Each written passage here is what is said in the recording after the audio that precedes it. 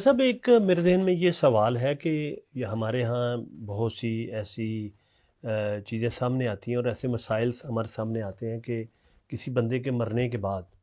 اس کی خدا نخواستہ کسی کی وفات ہو جاتی ہے، یہ ایک ربی امر ہے، تو اس کی کئی بیویاں نکل آتی ہیں، کئی اولادیں نکل آتی ہیں، تو کیا کوئی ایک تو ہے کہ کسی نے واقعی شادی کی ہو یا واقعی اس کی کوئی دوسری اولاد ہو، لیکن ایک یہ ہے کہ اس کی جائیداد میں حصہ لینے کے لیے بھی کچھ لوگ دعوے دار سامنے آ جاتے ہیں، پھر عدالتوں میں لمبا چوڑے معاملات چلتے ہیں۔ تو کیا کوئی بندہ اپنی زندگی میں اگر یہ اتھینٹیفیکیشن چاہے اتھینٹیکیشن تو وہ کس طرح حاصل کر سکتا ہے؟ اچھا، یہ آپ نے بڑا اہم سوال اٹھا دیا ہے اور اس کا میں تھوڑا سا تفصیل سے جواب دوں گا۔ پہلی بات تو یہ ہے کہ ہر فرد کو پتہ ہونا چاہیے کہ اس کے ساتھ رجسٹرڈ افراد کون سے ہیں۔ یعنی آپ نے تو یہ ایک بات کی کہ اس کی بیوی ہو کوئی اضافی رجسٹرڈ ہو، اس کے بچے بھی رجسٹرڈ ہو سکتے ہیں۔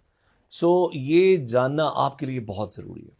کیونکہ اس سے صرف یہ قانونی پیچیدگی نہیں ہے کہ وہ فرد آپ کے بچوں کی یا آپ کے جو اہل خانہ ہیں ان کی جائیداد میں شریک ہو جائے گا ان کے، بلکہ وہ اس کی ایما کے بغیر، اس کے ہاں نہ کے بغیر وہ اپنا حصہ بھی نہیں لے سکتے، اور اسے ایک بہت بڑی لیگل کمپلیکیشن شروع ہو جاتی ہے۔ اور پھر یہ کہ جرائم میں بھی حصہ دار ہیں، جرائم میں حصہ دار ہیں، بلکہ آپ ان کے جرائم میں اگر وہ آپ کے کچھ بھی نہیں لگتے پھر بھی آپ ان کے جرائم کے پارٹنر ہیں۔ جی بالکل ایسا ہی ہے۔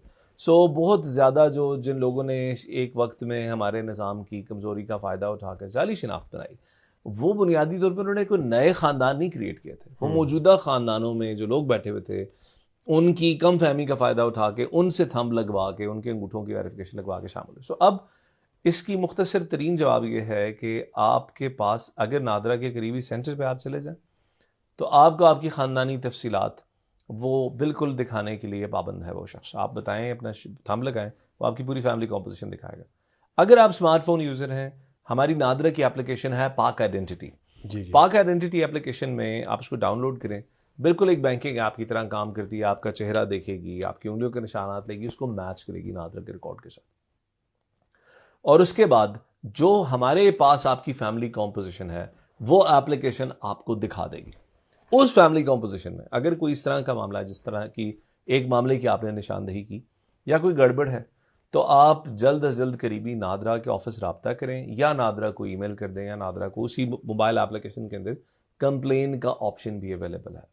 اگر یہ نہیں کر سکتے تو موبائل فون اٹھا کر آپ 1777 ملا دیں اور فون پر جو بھی نمائندہ آئے اس کو اپنی پوری بات بتا دیں، تو نادرا اس معاملے کو کھول کر اس کے اوپر پوری تحقیق کرے گا۔ یہ ذہن میں رکھیے گا کہ ہمیں بھی دونوں طرف کی بات سننی پڑتی ہے، یک طرفہ طور پر ایسا معاملہ نہیں کیا جا سکتا، لیکن بہرحال چونکہ جس فرد کی بات ہے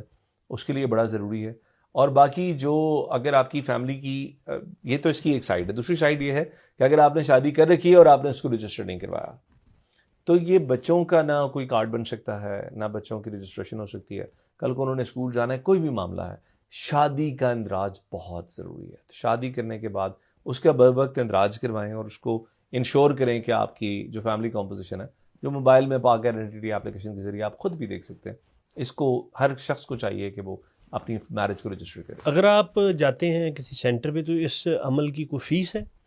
اچھا، صرف اگر آپ نے اپنی فیملی کو ویو کرنا ہے تو اس کی کوئی فیس نہیں ہے۔ بالکل، اور اگر آپ اپنا فیملی